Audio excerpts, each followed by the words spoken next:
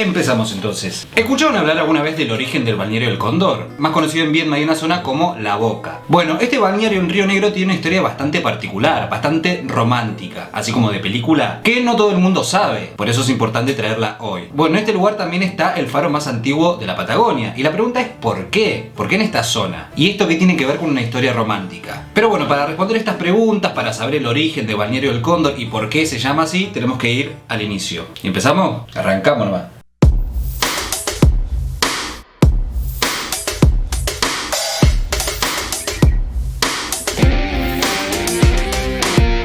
Bueno, el balneario del Cóndor está a 30 kilómetros de Viedma y es el punto inicial de lo que es la ruta de los acantilados. Actualmente tiene 2.000 habitantes aproximadamente y en época de verano llega a recibir a casi 40.000. Y bueno, este lugar se encuentra al margen sur de la desembocadura del Río Negro y por su ubicación es conocida popularmente como La Boca, por la desembocadura. Este lugar tiene un asentamiento de más de 200 especies de aves marinas, donde se encuentra la colonia de loros barranqueros más grande del mundo. Terrible. Pero si vamos al origen, hay una fecha de referencia que es el 26 de diciembre de 1881. ¿Qué pasó este día? El tema fue así. En ese lugar no había prácticamente nada, solamente había dos puntos de referencia. Uno era un destacamento naviero en la margen norte del Río Negro y el otro lugar era una estancia lindera al mar, perteneciente a la familia Iribarne. Y bueno, sobre el sector costero, donde hoy se denomina Playa Intermedia, fue el inicio de todo. Ahí se produjo el naufragio de un barco de bandera de Dinamarca, llamado el Cóndor, que llevaba un cargamento de champán francés. Era un barco que había salido desde Hamburgo y tenía como destino pasar por el estrecho de Magallanes para llegar como destino final a San Francisco, o sea, dar toda la vuelta, que en ese momento era uno de los desafíos más grandes que tenían los marineros. Y bueno, en ese barco va a haber una persona muy importante en esta historia. Esta persona se llamaba Peter Hansen Kruse y era el carpintero de esta embarcación. Su idea era llegar hasta San Francisco, donde estaba su hermano y su madre, como para probar suerte y vivir ahí. Pero ese barco arranca su recorrido y cuando llega a esta zona va a pasar algo. Lo sorprende una tormenta y empiezan a tener como problemas con la embarcación y deciden volver hacia Montevideo. Lo único que sabían en ese momento es que estaban frente a la Patagonia y además creían que en este lugar había salvajes y antropófagos. ¿Qué significa esto? Caníbales, gente que se comía entre sí, o sea que no querían ni pisar tierra por miedo a esto, a esta creencia. Bueno, el tema es que cuando llega Navidad la cosa no va para más. El barco impacta con las rocas invisibles por la marea alta y encalla. Entonces tratan de ir con botes salvavidas hacia la playa, como para estar a salvo. En esa zona el viento hace que se produzcan más olas, por lo cual se le complica llegar a la playa, pero llegan. Y con estos botes salvavidas se quedan ahí en la playa y quedan como resguardados del viento y del frío hasta el día siguiente. En ese naufragio no hubo ninguna víctima, la única víctima fue un hombre, un grumete, creo que se dice así, un aprendiz de marinero, que no murió a causa de este naufragio, sino murió por borrachera. Pero ya vamos a llegar ahí. Y bueno, eran 13 o 14 hombres que al otro día se despertaron y empezaron a buscar lugar como para pedir ayuda. Empezaron a caminar sobre la playa, pero no veían nada porque no había absolutamente nada en ese momento. Solamente estos dos puntos de referencia que nombré anteriormente. Y bueno, en uno de estos puntos estaba la estancia de los Iribarne, que en ese momento estaba el encargado del establecimiento llamado Pedro Martensen, que da la casualidad que también era de Dinamarca, o sea, origen danés, como la gente del naufragio. Él, Pedro Martensen, había llegado desde la zona de Tandil como fotógrafo de roca en lo que era la campaña del desierto. Y bueno, él se vino con su familia y se quedó acá. Bueno, en la mañana del 26 de diciembre, ese día Pedro se levanta como todos los días, todo normal, todo tranqui, y como no quiere la cosa, mira hacia el mar. Y ahí avista el barco encallado con la bandera de su propio país. Imagínense la sorpresa. Rapidísimo buscó su bandera y la izó sobre un mástil para que sea visible desde la playa. O sea, para que la gente del naufragio lo vea. En ese momento los náufragos tenían bastante julepe porque tenían miedo de ser devorados por estos salvajes. Pero descubrieron a lo lejos una bandera con los colores de su país. O sea, la bandera de Dinamarca. Y cuando la ven no lo podían creer. Más de uno habrá pensado que era una tipo de alucinación, que estaban delirando. Imagínense, de tener miedo a ser comido a encontrar una bandera de tu mismo país. Terrible. Y bueno, ahí llegan a esta estancia, se hablan, se conocen, le cuentan la situación y se alojan en esta estancia donde Pedro vivía con su esposa y sus 4 hijos, 2 nenes y 2 nenas. Y una de esas nenas va a ser muy importante, llamada María Martensen,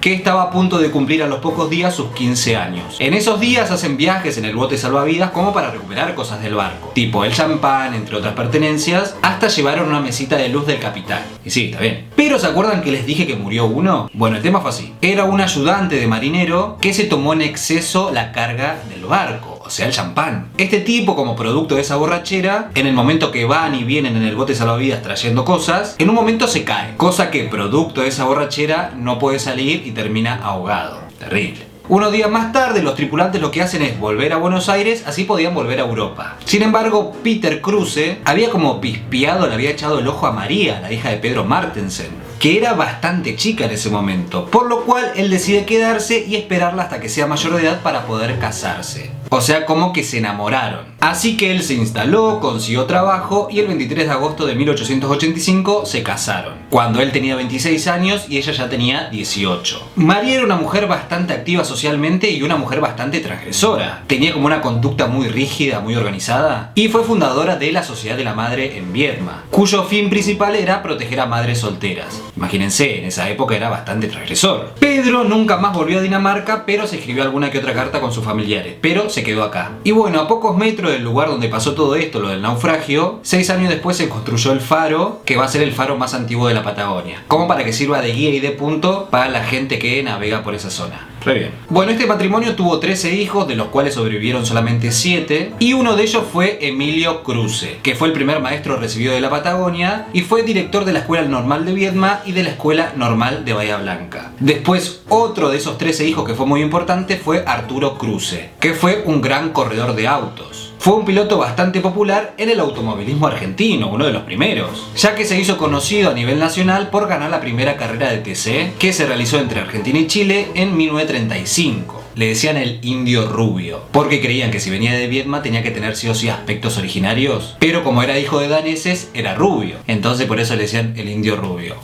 Su carrera de piloto fue tan importante que hoy en día tiene sus autos exhibidos en el Museo Juan Manuel Fangio, ahí en Balcarce. Es una familia muy importante entonces. Pero bueno, también hay otra versión del origen de Balneario El Cóndor que gira en torno a Jacinto Mazzini. Y esto responde que alguna vez en algunos mapas a este lugar se lo llamó Balneario Mazzini. Bueno, Jacinto Mazzini nació en Rimini, en Italia, y llegó como laico para contribuir con la obra de Don Bosco. Fue el primer farmacéutico de la ciudad y trabajó en el Hospital San José, junto con Evasio Garrone y con el primer beato de la Patagonia, Don Artemides de Sati. Durante su estadía acá, él estaba fascinado con las costas ahí de la Boca, que tenía bastante restringido el acceso porque había un propietario de las tierras, los Harriet, que no permitía que nadie entre. A Mazzini esto le parecía muy injusto, así que a partir de 1913 tuvo una lucha contra estas medidas que lo llevaron hasta las denuncias en la justicia. Mazzini quería que todos los vecinos de la región tengan acceso a este lugar, a estas costas. Así que en 1920 la gobernación de Río Negro finalmente le otorgó el primer permiso de construcción, ahí en un lote de la costa. Por eso, hasta 1948 este balneario llevó su nombre en honor a la lucha de este hombre para que este lugar sea accesible para todos. En diciembre de ese año, del 48, el gobernador de aquel momento decidió cambiarle el nombre a El Cóndor, Balneario El Cóndor, para homenajear al barco danés y a esa historia de amor. Y es hoy en día como todos lo conocemos como Balneario El Cóndor. No todos sabían por qué, ahora saben. Incluso yo pensaba que este lugar se le decía Balneario El Cóndor porque había cóndores antes. No sabía que era por esta historia. Y ahora que la sé me parece hermosa. Pero bueno, hoy en día es un lugar turístico que recibe más gente de la que vive ahí. La ruta de los acantilados es hermosa, es un lugar que me encanta. Pero bueno, así la historia de Balneario El Cóndor, por qué se llama así y cuál es la historia detrás. Está bueno para tenerlo en cuenta, para compartirlo. Así que creo que con eso ya estamos. Espero que les haya gustado y nos vemos en el próximo video.